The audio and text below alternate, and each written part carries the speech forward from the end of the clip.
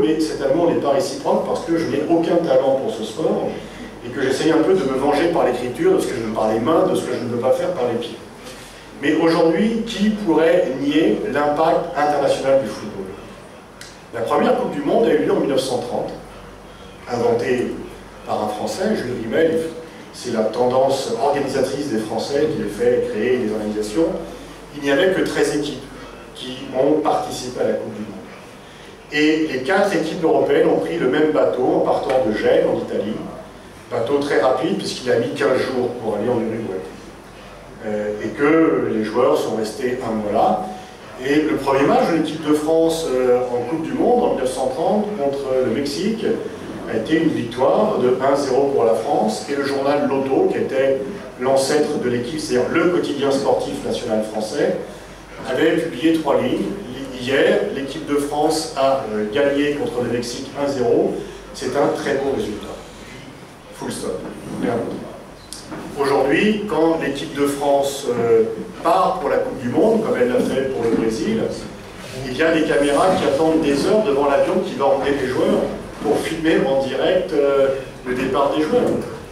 Et tous les journaux sont remplis de commentaires, y compris des journaux non sportifs. Il y a 30 ans, il aurait été inimaginable que des journaux politiques du type Le Figaro ou Le Monde évoquent le football pendant la Coupe du Monde. Ça aurait été des choix pour le public sérieux. Aujourd'hui, effectivement, eh bien, même les journaux politiques sont pleins de suppléments spéciaux de les résultats du football, parce que de quoi parle-t-on le vendredi après-midi? Des matchs qui vont venir ce week-end. Je vous conseille PSG Monaco dimanche. Et de quoi parle-t-on le lundi matin? Eh bien, on parlera de la victoire de PSG sur Monaco, du moins je le souhaite, qui aura eu lieu la veille au soir. Et donc c'est un facteur collectif, universel, d'être ensemble, finalement de discussion, parce qu'on peut sans fin refaire l'histoire, sans fin commenter, c'est du lien social. C'est du lien social, c'est un facteur d'unification. Je vous ai dit tout à l'heure que le football était le symbole de la mondialisation. Il y a 2 exceptions à cela. Un, contrairement à la globalisation, et j'en parlerai plutôt dans la deuxième partie de la soirée, les États-Unis ne dominent pas le football. Ils dominent les questions stratégiques, mais en football, ils sont loin dans les classements, ce qui donne une saveur supplémentaire à ce sport d'ailleurs, parce que bien au football, il faut du travail, du talent, mais le PIB, la taille de l'armée, le nombre d'armes nucléaires ou l'agressivité des dirigeants n'a rien à voir avec ce que là ça veut. Le deuxième exemple, c'est que le football est un facteur d'identité nationale et de renforcement de l'identité nationale. Quel est le reproche que l'on fait souvent à la globalisation? On fait beaucoup de reproches à la globalisation, mais un des reproches, c'est de dire qu'elle vient un peu effacer les identités. Finalement, les frontières sont abolies, pas dans tous les sens d'ailleurs, vous le savez bien. Mais voilà, l'identité nationale est un peu effacée par une sorte de magma où tout le monde est pareil. Et il y a des standards culturels qui sont communs, Lady Gaga, bon ou mauvais d'ailleurs, mais il y a des standards culturels communs dans ce village global qui est devenu la planète, qui sont communs à tout le monde, et donc on a moins les icônes nationales. Le football a ceci de particulier que c'est vraiment, une fois encore, le stade ultime de la mondialisation, parce que ces héros, je fais une petite plaisanterie tout à l'heure sur Cristiano Ronaldo, mais tous les footballeurs sont connus, les meilleurs footballeurs de Léo Messi est peut-être l'un des humains les plus connus dans le monde, ainsi qu'Ibrahimovic, enfin je ne vais pas les citer tous. Ils sont plus connus que les dirigeants et chefs d'État, et ils sont plus populaires que les dirigeants et chefs d'État parce qu'ils attirent l'attention. Je vais raconter une anecdote hier dans un autre cercle, mais je crois que je dois, parce que le public est en grande partie différent, la renouveler. Jacques Chirac, l'ancien président français, devant faire une tournée en Amérique latine, avait eu le réflexe d'amener avec lui Michel Platini, une de nos gloires nationales du football. En Bolivie, en Colombie, dans plusieurs pays, et les gens disaient, mais qui est cet homme à côté de Michel Platini? Parce que, bien sûr, Michel Platini était connu de tous les latino-américains fans de football, Alors que Jacques Chirac était moins connu, il a plus été après 2003 le refus de la guerre d'Irak, mais au début de son mandat, il y avait encore des progrès à faire en termes de notoriété. Donc la célébrité des footballeurs dépasse largement les frontières et écrase toutes les frontières. Et d'ailleurs, c'est ça qui est vraiment une bonne chose, c'est qu'on peut très bien être admiratif de Georges Weah, de Didier Drogba ou de Yaya Touré, sans être africain. Très souvent, la première idole d'un enfant sera un footballeur, et ça peut être un footballeur étranger. Ce n'est pas grave. Donc c'est une formidable barrière contre le racisme et contre les politiques d'exclusion. C'est un formidable moteur pour le vouloir vivre ensemble. Moi, maintenant, mes enfants sont plus grands, mais quand ils étaient plus jeunes, je les emmenais tous les samedis ou dimanches sur les terrains de football. Il y avait toutes les populations qui jouent ensemble, et dans une équipe, on ne demande pas à l'autre s'il est chrétien, musulman, bouddhiste ou juif. On ne demande pas s'il est noir, blanc, arabe ou... voilà, ils jouent ensemble. Les enfants célèbrent la victoire ensemble, sont tristes dans la défaite ensemble, mais ce n'est pas grave, demain ce sera un autre match. Et donc c'est un formidable vecteur de dépassement de soi et de vivre ensemble. Donc, effectivement, le football nous dépasse les frontières. Et en même temps, lorsque l'équipe nationale joue, tout le monde est derrière. Les différences politiques, les différences de genre, les différences sociales s'effacent pour soutenir l'équipe nationale de football. Et donc, au moment où les identités sont menacées par le phénomène de globalisation, la Coupe d'Afrique des Nations, les qualificatifs pour la Coupe d'Afrique des Nations, pour le championnat d'Europe, pour la Coupe du Monde, viennent renforcer l'identité parce que toutes les différences nationales, vous avez des différences internes au Soudan, nous avons des différences internes en France, et chaque pays a ses lignes de clivage. C'est le propre même à chaque pays. Dans chaque pays, tout le pays est uni derrière son équipe. En 2002, l'équipe de Turquie était arrivée en demi-finale de la Coupe du Monde, mais dans la partie kurde du pays, où il y a des problèmes par rapport à Ankara, les Kurdes soutenaient l'équipe nationale. Aujourd'hui, comme vous le savez probablement, il y a de fortes divisions entre les Wallons et les Flamands en Belgique. Pendant très longtemps, le roi servait encore de lien unificateur entre ces deux parties qui se regardent difficilement. C'est de moins en moins le cas, mais l'an dernier, au championnat d'Europe des Nations, et il y a 3 ans désormais pour la Coupe du Monde en 2014, tout le monde soutenait ceux qu'on appelle les Diables Rouges, l'équipe nationale belge, et dans lequel Wallons et Flamands jouent ensemble sans aucun problème, alors qu'ils sont à couteau tiré dans le reste du temps.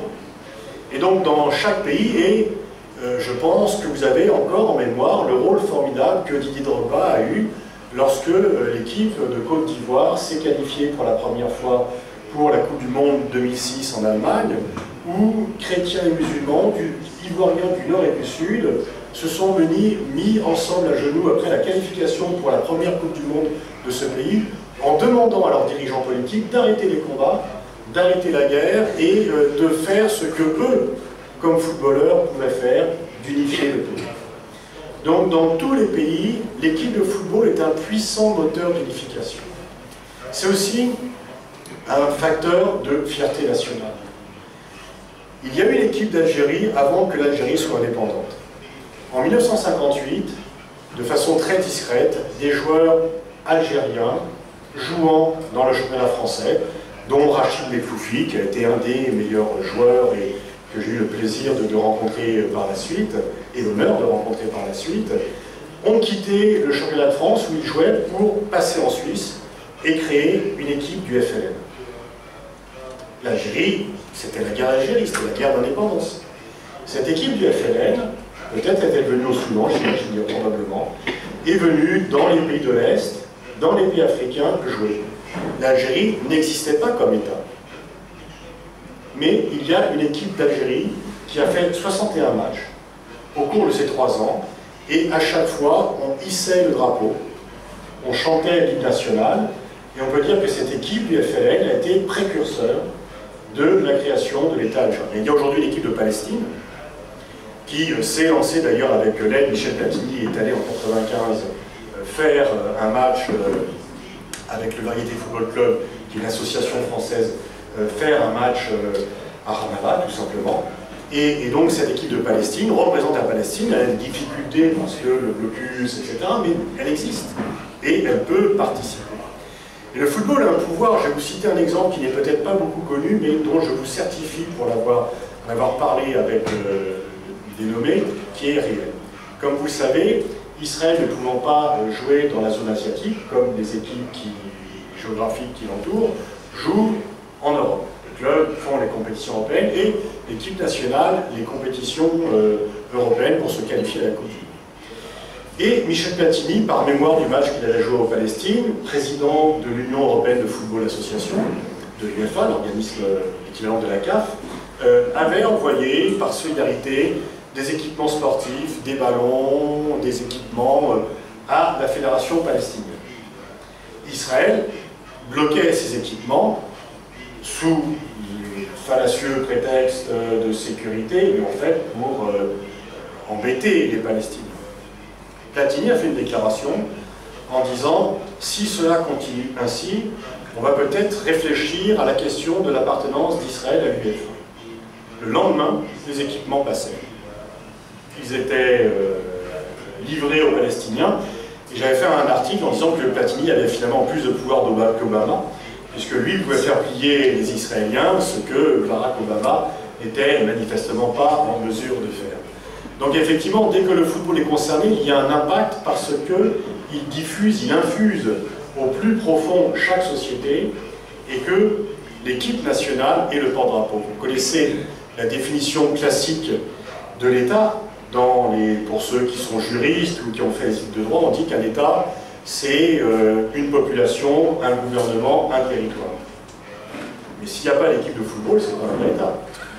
Il faut aussi rajouter l'équipe nationale de football qui vient transcender tout cela et qui vient donner une réelle existence.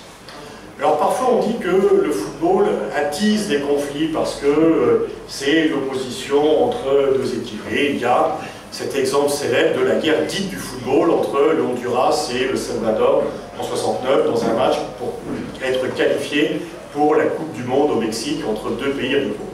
En fait, il y avait des tensions très fortes entre deux pays et le match qualificatif pour la Coupe du Monde était plutôt l'étincelle qui est venue inflammer un baril de poudre déjà largement rempli. Mais le football, en fait, c'est pas du tout la guerre, parce qu'il n'y a pas de match de football entre des pays qui se font la guerre. Le chef d'état-major des armées françaises, le général de Villiers, me disait que lorsqu'il dirigeait la force de maintien de la paix en Yougoslavie, dès qu'il pouvait organiser un match de football entre des communautés qui s'étaient opposées auparavant, cela ramenait une convivialité et si le match de football pouvait avoir lieu, eh bien finalement c'est que la vie était de nouveau normale. En Somalie voisine, les Chebabs avaient interdit le match de football. Donc le football, c'est plutôt la liberté et c'est le fait de pouvoir jouer avec les autres parce qu'on a besoin d'une autre équipe pour jouer et que c'est vraiment, non pas la guerre, mais la transfiguration symbolique d'un affrontement régulé, pacifié et arbitré. Et donc tout à fait opposé à la guerre parce que finalement, lorsqu'il y a opposition entre les deux pays, la victoire peut être acquise, elle est remise en cause le lendemain. Et finalement, ce n'est pas du tout la guerre, c'est plutôt un affrontement qui est pacifié et seules les sociétés en paix peuvent jouer au football, les sociétés qui sont en guerre ne peuvent pas y jouer. Et je crois surtout que le football est finalement